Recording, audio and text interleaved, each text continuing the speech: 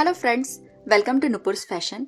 मेरे पिछले वीडियो में मैंने आपको दिखाया था कि मैंने साड़ी में से कुर्ती कैसे बनाई है।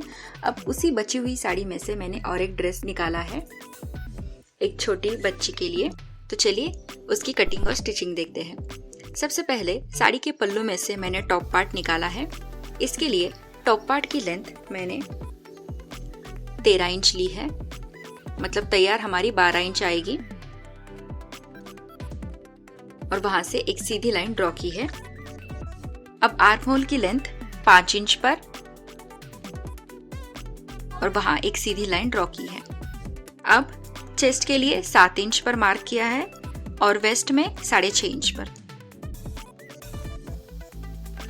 प्लस 1.5 इंच का मार्जिन। और उन दोनों पॉइंट्स को इस तरह तिरछा मिला देंगे।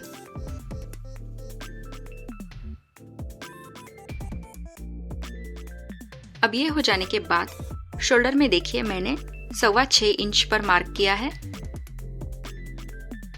एक सीधी लाइन ड्रॉ करेंगे और उस सीधी लाइन से ही मैंने बैक आर्म होल का शेप दे दिया है और वहां से 1/2 इंच अंदर लेके मैंने फ्रंट साइड का शेप दे दिया है। अब शोल्डर लाइन में 1/2 इंच पर एक मार्क किया है, गले की विड्थ 2.5 इंच और उन दोनों पॉइंट्स को तिरछा मिला दिया है। अब ऊपर की तरफ से मैंने 1/2 इंच एक्स्ट्रा लिया है, लेकिन आप ये ना ले तो ही अच्छा है। अब फिर से बचे हुए पल्लू को फिर से फोल्ड करके और एक बैक का पार्ट मैंने निकाल लिया है।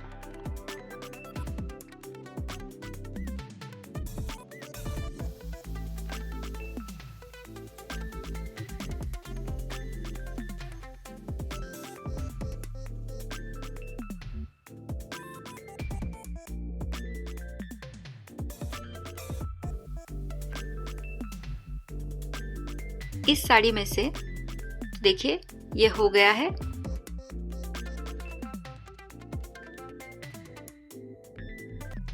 अब नीचे की साइड वेस्ट में मैंने 1 इंच ऊपर मार्क किया है और वहां से एक तिरछी लाइन निकाली है। उस तिरछी लाइन पर हम कटिंग करेंगे।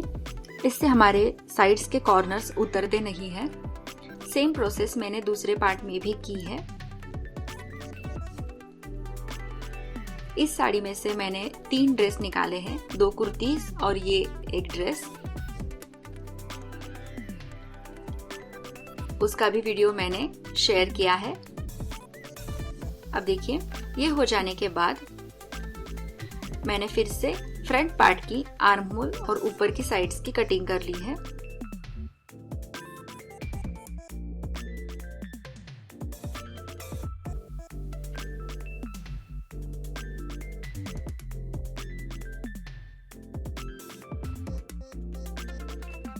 ठीक है, अभी हमारे फ्रंट पार्ट की कटिंग हो गई है।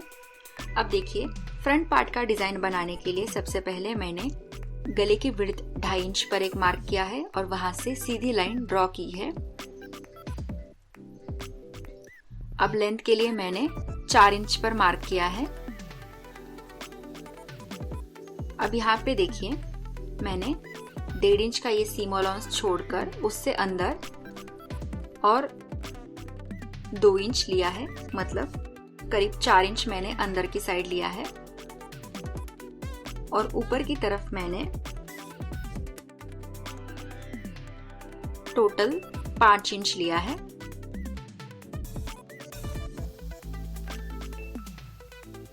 ठीक है, अब उस पॉइंट को हमें शोल्डर तक इस तरह मिलाना है।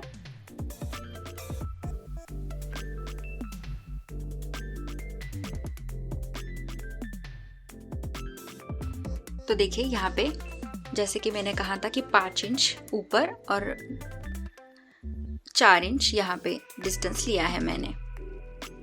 अब इस लाइन को कंटिन्यू एंड तक हमें लाना है।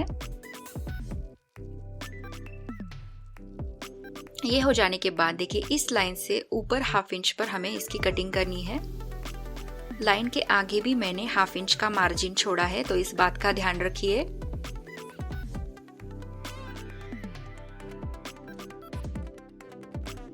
अब देखिए ये सेम शेप हमें और एक फैब्रिक पर चाहिए। इसके लिए साड़ी में से जो और एक फैब्रिक है उसके ऊपर मैंने इस डिजाइन को उल्टा प्लेस किया है, लेकिन साड़ी मैंने सीधी साइड ऊपर की तरफ रखी है।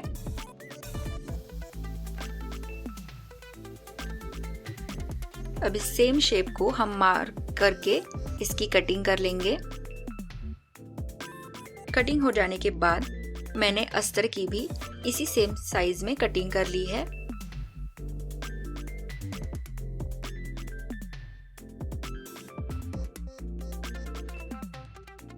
अब देखिए सबसे पहले मैंने साड़ी को सीधी साइड रखा है, उसके ऊपर अस्तर को दोनों को अच्छे से मिलाते हुए प्लेस कीजिए। अब इस पूरे राउंड शेप में हमें सिलाई लगा देनी है। सिमिलरली अब देखिए ये जो हमने कट किया था फैब्रिक, अब हमें इसकी भी कटिंग करनी है। ये जो सीधी लाइन है उससे आगे 1/2 इंच का मार्जिन छोड़ के इसकी भी कटिंग करनी है।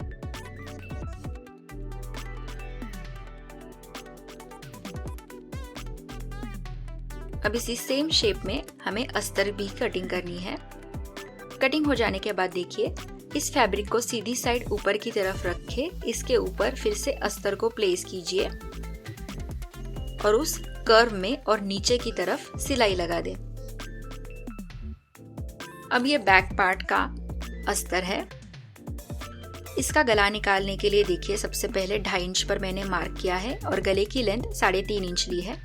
वहां पे एक बॉक्स बना के हल्का सा राउंड शेप दे देंगे।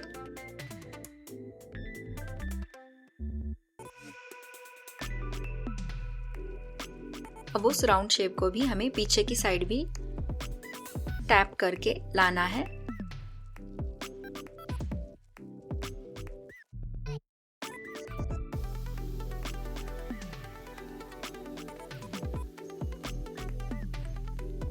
तो देखिए ये दोनों साइड दिख रहा है।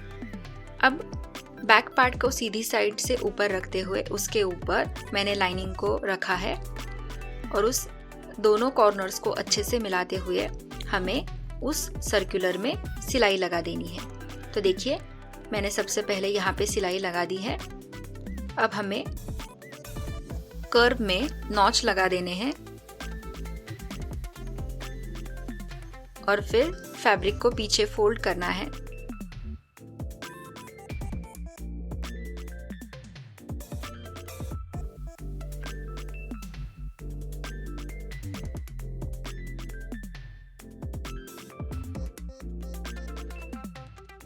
तो देखिए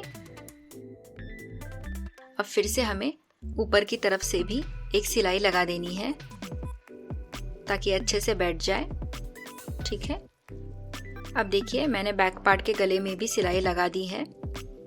अब इसे भी हम 1/2 इंच का मार्जिन छोड़कर पूरे गले को कटिंग कर लेंगे और जहाँ पे कर्व है उस पूरे कर्व में हम कट्स लगा देंगे। सिर्फ सिलाई तक ही कट लगाने हैं, सिलाई में नहीं।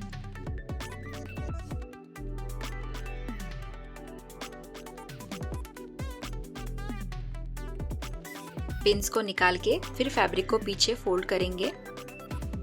अब हमें यहाँ पे सिलाई अभी नहीं लगानी है, बाद में लगाएंगे शोल्डर जॉइंट करने के बाद। तो इसे अभी ऐसे ही रहने दे। ठीक है, अब देखिए मैंने दूसरे फैब्रिक में भी सिलाई लगा दी है। अब कॉर्नर्स को बाहर निकालने के लिए मैंने ये इसका यूज किया है।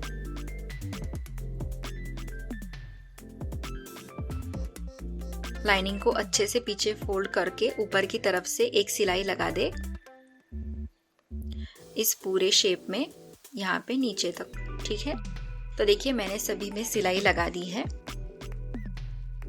और इसे इन दोनों को इस तरह एक दूसरे के ऊपर प्लेस करेंगे। ठीक है, अब देखिए यहाँ पे मैंने एक डोरी तैयार की है। इस डोरी के मैंने 2-2 इंच 2.5 इंच के टुकड़े कट कर लिए हैं, जिनके मैं लूप्स बना लूंगी और इन लूप्स को यहाँ पे मैंने फिक्स कर दिया है। ठीक है, तो देखिए ये मैंने 2.5 इंच के टुकड़े कट कर लिए हैं। और इनको ऐसे फोल्ड करके इस तरह से पास पास हम रखते जाएंगे और सिर्फ उसी स्ट्रेट लाइन में ही हमें सिलाई लगा देनी है। तो इस तरह से इस पूरी लाइन में मैंने ये लूप्स फिक्स कर दिया है। फिक्स करते समय आप पहले दोनों फैब्रिक को पहले पिन से टक इन कर ले।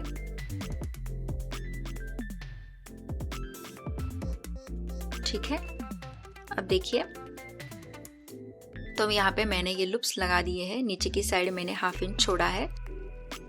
अब बीच में मैंने सिलाई नहीं लगा दी, सिर्फ साइड में सिलाई लगा दी है। अब देखिए हम शोल्डर जॉइंट करेंगे। इसके लिए सबसे पहले बैक पार्ट को मैंने इस तरह प्लेस किया है। अस्तर को आप बाहर निकाल लीजिए। उसके ऊपर सीधी से सीधी साइड मिलाते हुए फ्रंट पार्ट को प्लेस कीजिए और शोल्डर्स को एक दूसरे के अच्छे से मिलाते हुए फिर आप बैक पार्ट के अस्तर को उन दोनों के ऊपर ला दें और वहां पे शोल्डर में अच्छे से पकड़ते हुए दोनों फैब्रिक को इस तरह ऊपर से सिलाई लगा दे दोनों साइड। तो देखिए मैंने सिलाई लगा दी है। अब हम अस्तर को फिर से बैक में फोल्ड करेंगे। तो देखिए हमारी ये फिनिशिंग कितनी अच्छी आती है, सिलाई बिल्कुल अंदर छुप जाती है। अब हम बैक पार्ट के गले में सिलाई लगा देंगे। तो ये सिलाई लगा देने के बाद शोल्डर में जो एक्स्ट्रा दिख रहा है बैक पार्ट का फैब्रिक, उसकी भी हम कटिंग कर लेंगे।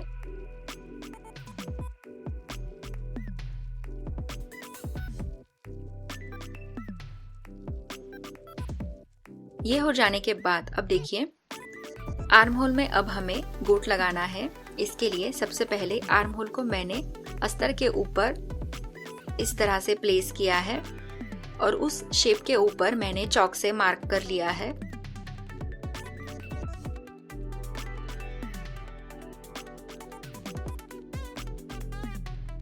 इस तरह की मैंने 2 और एक निकाली है स्ट्रिप और उस मार्क के साइड में मैंने 1 इंच का मार्जिन छोड़कर और एक लाइन ड्रॉ की है।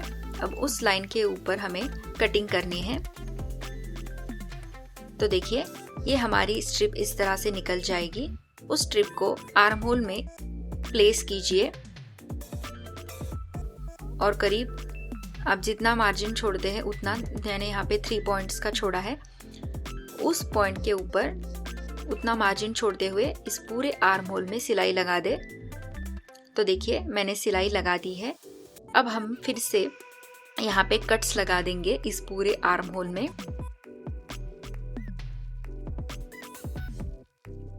अब देखिए इस फैब्रिक को पीछे फोल्ड कीजिए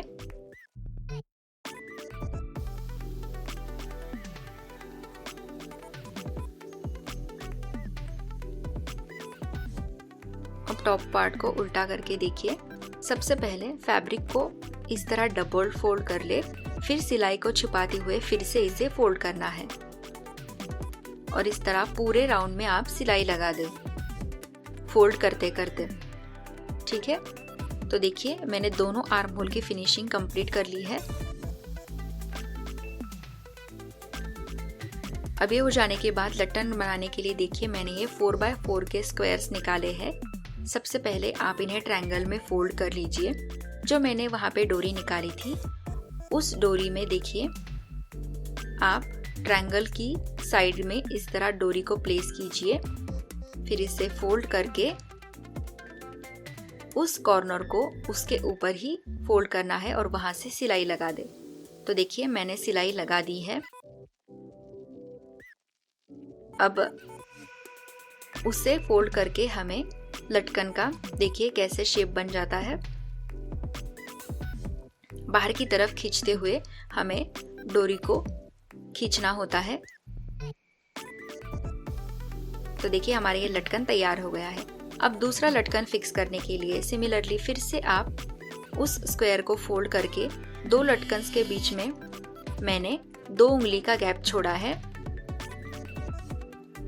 और फिर से उसी सेम प्रोसेस में इसे फोल्ड किया है और सिलाई लगा दी है। अब फिर से हम इसे खोलते हुए डोरी को खींचते हुए लटकन को बाहर निकालेंगे। तो तो देखिए ये एक दूसरे के ऊपर इस तरह से आ जाते हैं। सिमिलरली मैंने और एक लटकन की डोरी तैयार की है।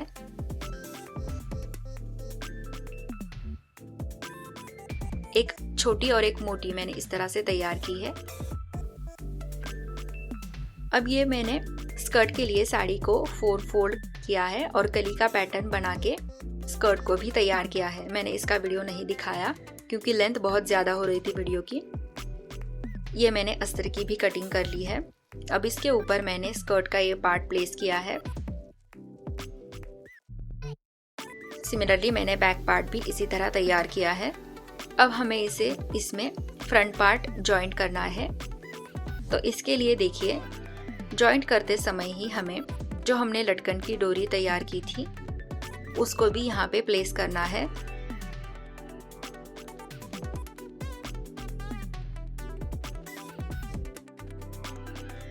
तो देखिए डोरी को इस तरह से इसके ऊपर रखते हुए